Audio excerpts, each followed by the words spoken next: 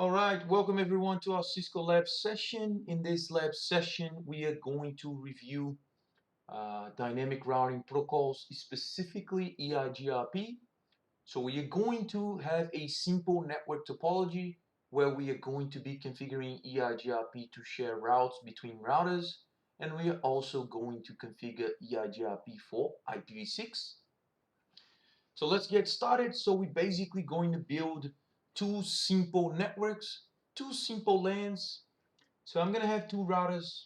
Doesn't we don't care pretty much about which type of router we're going to choose. I'm gonna choose a 2911 just as an example. So I'm gonna grab two of these. All right. I'm gonna change the name of these routers. This is gonna be RT1, and this is going to be route RT2. All right. Now, these two routers, they basically belong to specific organizations. So I'm going to grab a few circles here. And let's just divide what we have. So this is going to be one organization. We are also going to have a different organization on the right-hand side. It's going to be this one here. Cool. So they both have an edge router. This edge router is going to be responsible for connecting everything in the local area network of the organization, and then they're going to be connected to each other to make sure we have connectivity on both of the organizations. So let's just give this organization a name. This one is going to be CIT. Let's change the name. CIT is a bit boring. So let's say this is going to be company A. This is going to be company B. Okay. And let's say company A is Marvel, whatever. Company B is going to be DCEU. All right, so we got two companies, company A, company B. They will have their own local area network. We're gonna have a few switches connected. So let's say they have a few switches in this organization, for example. There are two floors, so there is one switch per floor. The same thing here as well.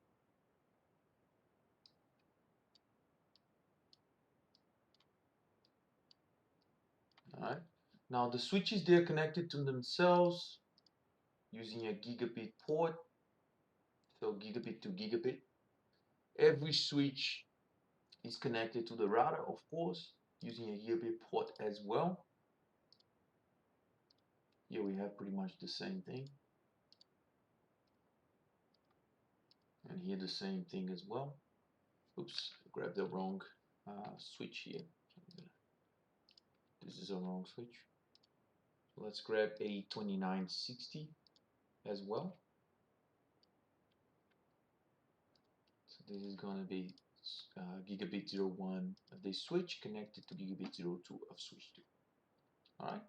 Now, within every single one of these organizations, of course, we have a few client machines. Here we have, let's say, two client computers. Here we actually have a laptop. Let's say a server as well. Okay. Now, the computers are connected to the switches. So this one is going to be connected port 01 of this switch. This one is going to be connected to port 02 on this switch. We have a similar thing happening here. We have the server, which is also connected, port 02. And this is our basic network topology for company A and company B. Now, we need IP addresses for these networks. So company A is going to be a /24 network. This is going to be 192.168.1.0/24. We're going to have a similar thing in company B, except that company B is going to be using 172.16.1.0.0. So it's a /16 network. Cool. So this is what we have, and we basically have full connectivity within every single one of the company's network as long as we configure the router interface As long as we configure an IP address on the client machines, they should be all good to go. So let's start assigning IP addresses to the computers. I'm going to go PC0, IP config, 192.168. PC0 is going to be .1. Subnet mask is just the default subnet mask. The default gateway is going to be the last available address within this network. It's going to be 192.168.254. Cool. You can do the same for PC1. 192.168.1.2. The default gateway is going to be the 254. Cool. Now we basically have two client machines that have been configured with an IPv4 address in this company. Here we're going to have the same thing. This is going to be 172.168.1.16.0.1. Default subnet mask for class B, 255.255.0.0. And the default gateway is going to be 172.16.255.254, which is the very final available address that we can assign to a computer in this network. I'm going to close this, I'm going to configure the server now. Desktop IP config, and go IPv4 settings 172.16.0.2. Default subnet mask once again. Default gateway is going to be the 172.16.255.254. And that's pretty much all we need within the local area networks. Now, connectivity here is not affected by the fact that my router hasn't been configured because this is local connectivity. All right, so for instance, if I try to ping PC1 from PC0, let's see what happens. It works, right? Because the connectivity here does not rely on a router. It's local connectivity. That means they are in the same broadcast domain. They can just communicate with themselves directly. Okay? The frame goes to the switch. The switch will find a way to forward the frame to the appropriate destination. The same thing applies here as well. So these two machines, they can communicate with themselves. Now the thing that we cannot do here for now is connect to different networks. First of all, because we haven't configured the default gateway interface. And second of all, because these two edge routers haven't been connected. So let's connect these two edge routers. I'm going to use a gigabit connection between the routers. It's not necessarily what happens most of the time. Sometimes we can actually use a serial connection between routers. Now here I'm going to use a gigabit interface because it really doesn't matter. Cool. Now we're basically connected.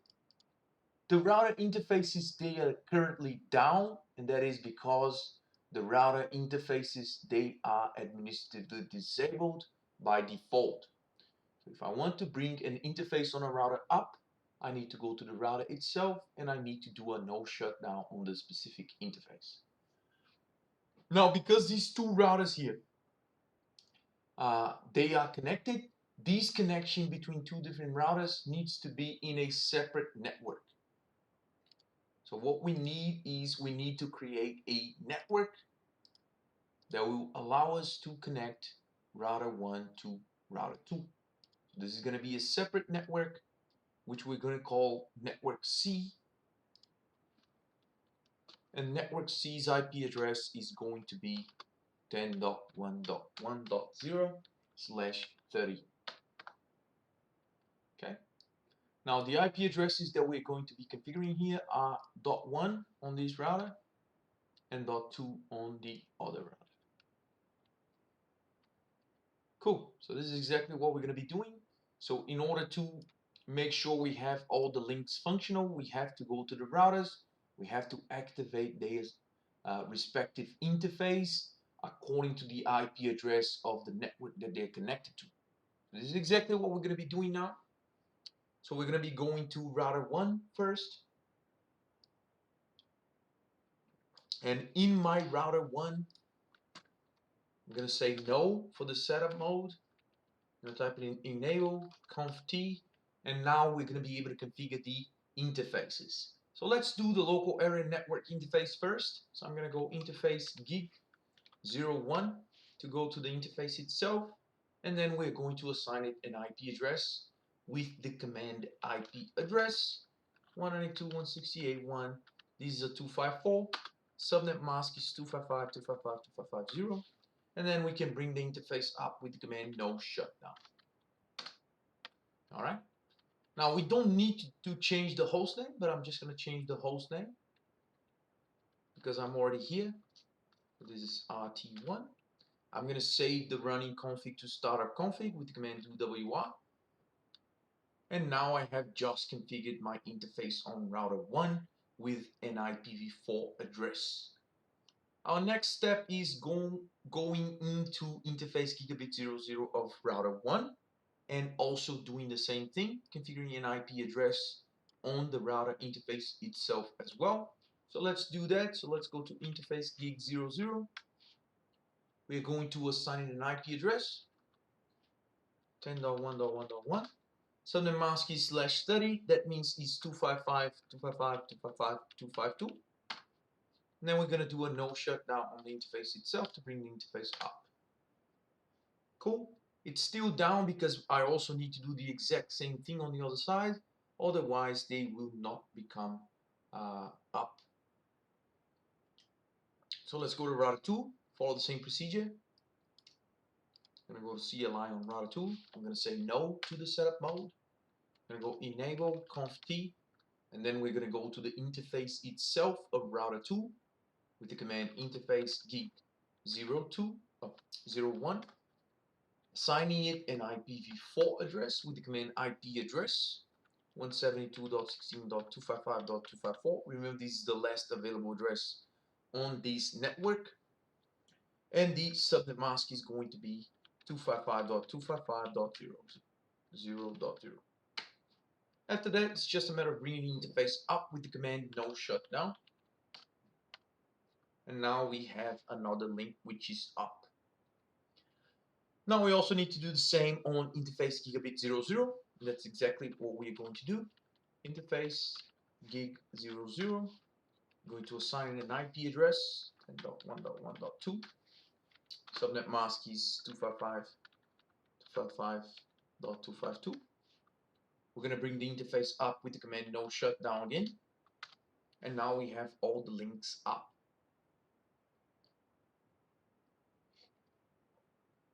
Now, as we discussed before in our previous lectures in scaling, what we basically have here is we have 3 networks.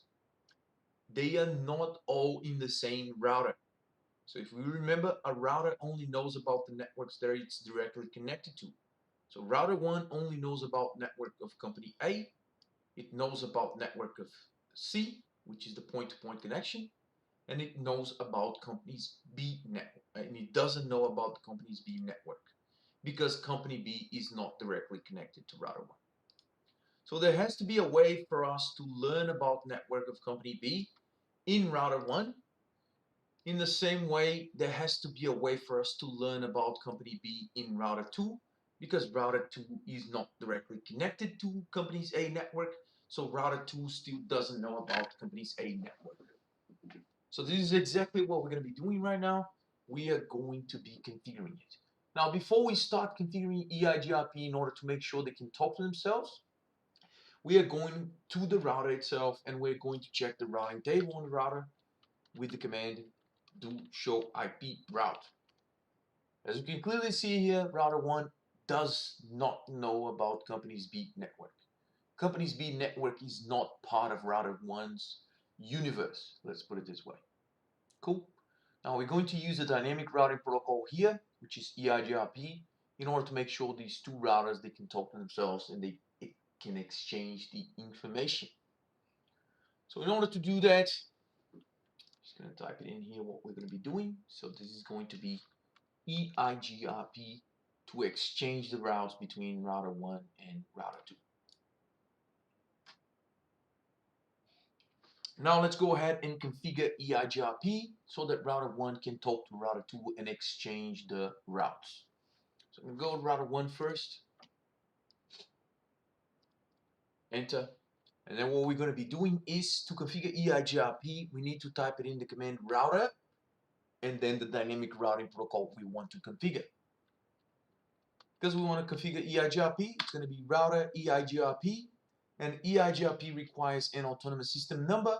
We already discussed what the autonomous system number is. It's just basically an organization that is basically controlling all the routers within the organization itself. Now, because we are uh, connecting company A and company B, and we can manage both routers of both companies, we are basically one autonomous system because we can make administrative decisions on both routers. We can configure both routers. So an interior gateway protocol such as Eigrp is enough. It's one single autonomous system. So I'm going to use number one.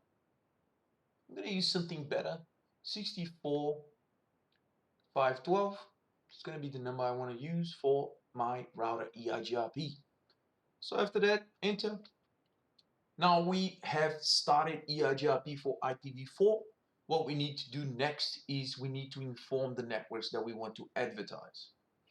In order to inform the networks that we want to advertise, we use the command network. Now, Eigrp will also need a router ID. Every time we have IPv4 interfaces on a router, we don't actually need to configure a router ID. It's optional. Because if we don't configure router ID manually, the router will assign itself a router ID based on one of the interfaces which is up. So because we actually want to be able to identify the routers very easily, we are going to assign a router ID on every single one of these routers. So for router 1, the router ID, and in order to enter the router ID, we have to specify Eigrp router ID, and then we're going to type it in the router ID, which has to be in the same format as an IPv4 address. It's the same format, but it doesn't necessarily is an IPv4 address. Now for router 1, I'm going to assign it 1.1.1.1, just because it's going to make my life much easier to identify which router am I talking about in the Eigrp process. Enter. And that's it. We have already entered a router ID. Our next step is to configure the networks that we want to advertise. So we're going to do that with the command network. So I'm going to go to the router Eigrp configuration mode, which I'm already in. And I'm going to type it in the network command. Now, if I have classful networks, so if all the networks, they already belong to a class, and I'm already using the default subnet mask, I don't need to enter the subnet mask. I just need to start typing the network. So in this case here, I have 192.168.1.0. It's already using the default subnet mask. If I don't want to enter the wildcard mask, I don't need to enter the wildcard mask. It's optional. I'm going to enter it because most of the time we will have subnets, we will have to worry about classless addresses, and we'll have to enter the wildcard mask. So the wildcard mask is the reverse of the subnet mask. In the case of a /24 network, is basically going to be 0.0.0.255. Okay, thanks Nipes. That's the wildcard mask that we need here. So we're gonna hit enter. Now there's one more network in router 1 that I also want to advertise, which is my network C. My network C is the 10.1.1 network. That's exactly what we're going to advertise here. Network 10.1.1.0. The wildcard mask for this, the default would be /8. We are not using the default. So we're going to have to specify the wildcard mask, otherwise we may have issues. So for /30 is going to be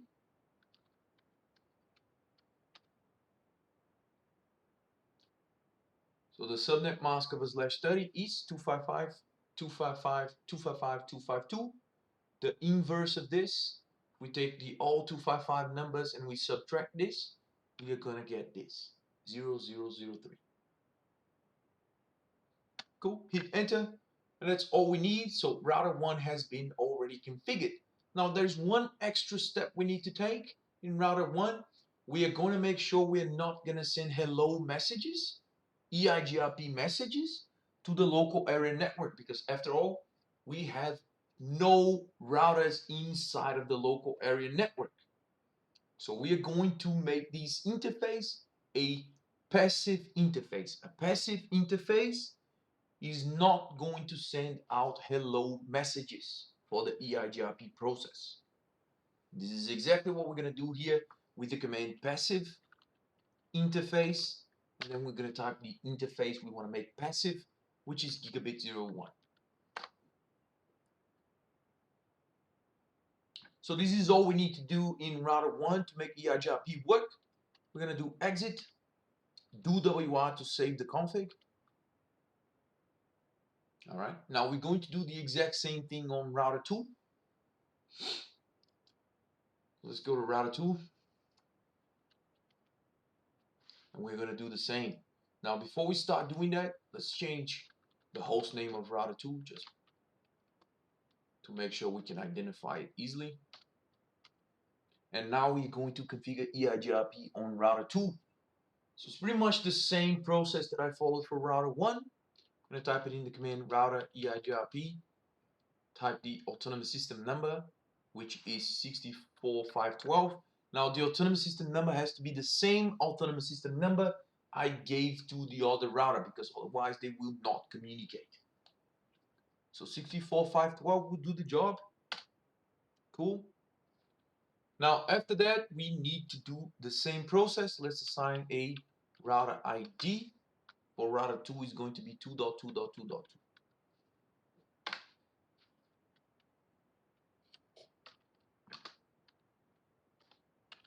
EIGRP router ID. Cool. Now it's just a matter of advertising the interfaces. I'm going to advertise the 176.16.0.0.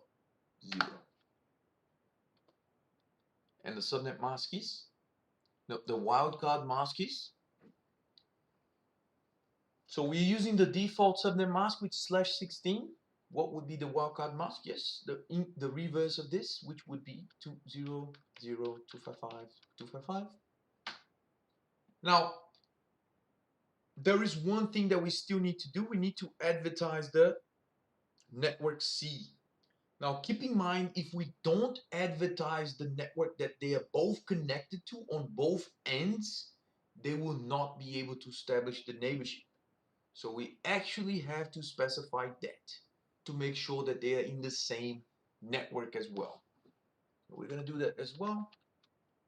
10.1.1.0, 0, 0, 0, 0, 3. And now we get the very nice message saying that they are now friends. Router 1 has formed an adjacency with router 2. Cool. Now, in order to verify the networks that we have learned using EIGRP, we can then verify the routing table with the command do show IP route in the global configuration mode. And that's going to show us the EIGRP route that we have learned, which is this. So router 2 has learned about company's A network using EIGRP, and I can tell that because I can see these D letter in my network. All right. Oh yeah. Thanks for the reminder. So we still need to make the LAN interface of router 2 a passive interface, just to avoid that router 2 will be sending hello packets out of here. Okay, we don't want that to happen because after all, we have no routers in company's B network. So we're gonna do that again. I'm gonna type it again, EIGRP router, EIGRP, and the autonomous system number. And then we can do the passive interface command and specify that that interface specifically is supposed to be a passive interface.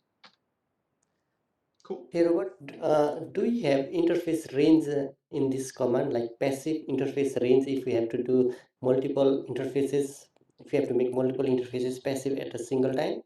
No, there is no interface range on this command, NIPES, but there is one command that will help us if we have too many interfaces that we want to make default, and that is the command passive interface default.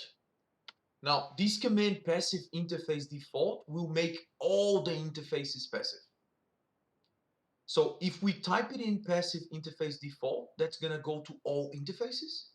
But then, as you can clearly see here, now the adjacency is down because I made all of them passive. So in order to get around this issue, I have to specify the one I want to advertise hello packets.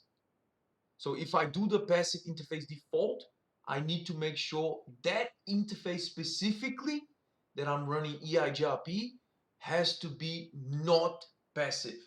And how do I do that? With the no passive interface, and then I specify the one, only the specific one that I want to advertise. In this case, is the 00. And now we can see that the neighbor adjacency is now up again. Yeah. So we can do that as well. So we don't have the range, but we do have the passive interface default to make all of the interfaces passive by default. But then we have to specify the specific one that we want to make a Eigrp hello capable interface. All right, cool. Now let's go to router 1 and check the routing table on router 1. Do show IP route and see if router 1 has learned about company's B network. As we can see here, it had just learned it. All right. So that means Eigrp is working. So in Eigrp for IPv4, this is already working. Router 1 knows about all the networks. Router 2 knows about all the networks. Now, if the default gateway is correctly configured on all the devices, that means we should be able to ping from PC1 to PC0, PC1 to laptop to the server. Doesn't really matter. This should work. This is exactly what I'm going to be doing. Go to PC1, command prompt, and let's do a test. So ping. This is the IP address of the laptop. Might take a while, but it's eventually going to get there. First one usually fails because of ARP.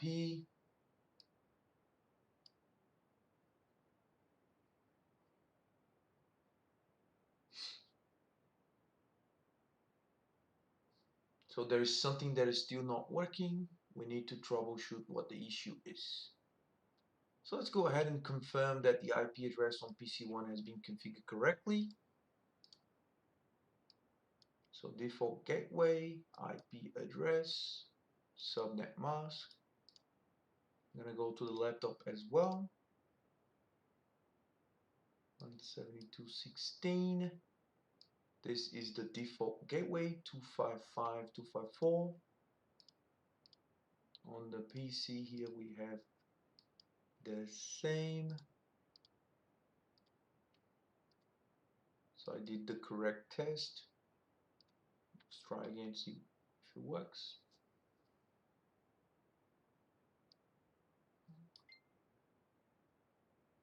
So if it's not working, it's not a problem with the routing table. It's a problem with something else in the network that we're gonna try to locate right now. So it could be, if the ping is not working, it most likely going to be a default gateway issue. So we need to troubleshoot the default gateway. So let's check router 2. So router 2 has been configured. Now let's try to ping from the laptop to router 2 network. Let's try to ping the default gateway. 172.16.255.254.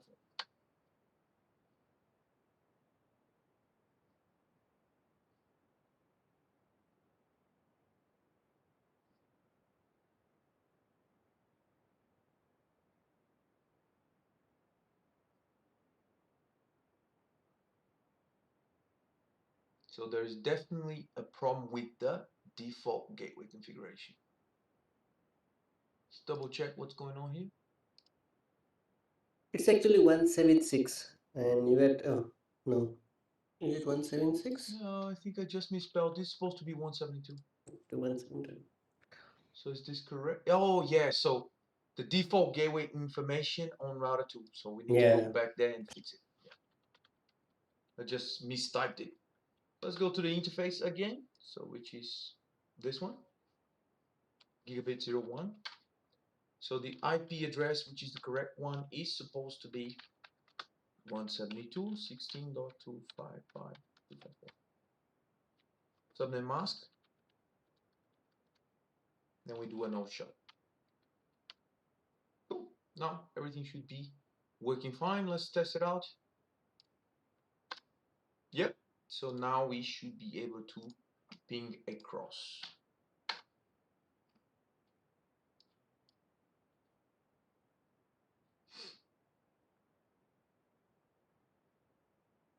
So we got an issue, destination host unreachable. Let's check if what we have configured in here in the Eigrp process has been the right IP address.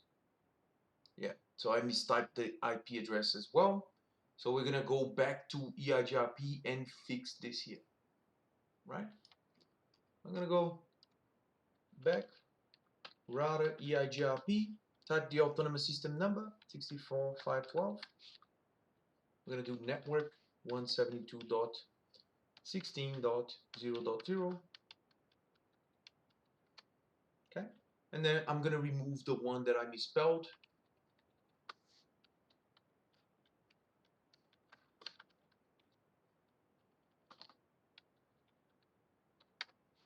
And that's all we need to do.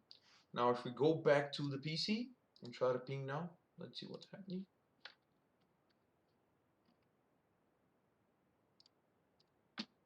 We need to reset the routers to wait for them to do the neighborship again.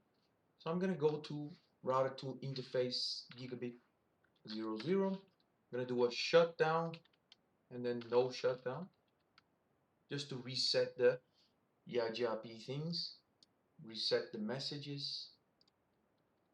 Cool. Now let's go back to router 1. We're gonna show the routing table because before it was with the incorrect network. So let's do show IP route again, and now it should be fixed with the correct one. Okay. Now this one is still here. It's gonna take a while for this to get out of here. So let's just give it a few seconds, and then the router will get rid of it because it doesn't exist anymore. Okay, let's do the test.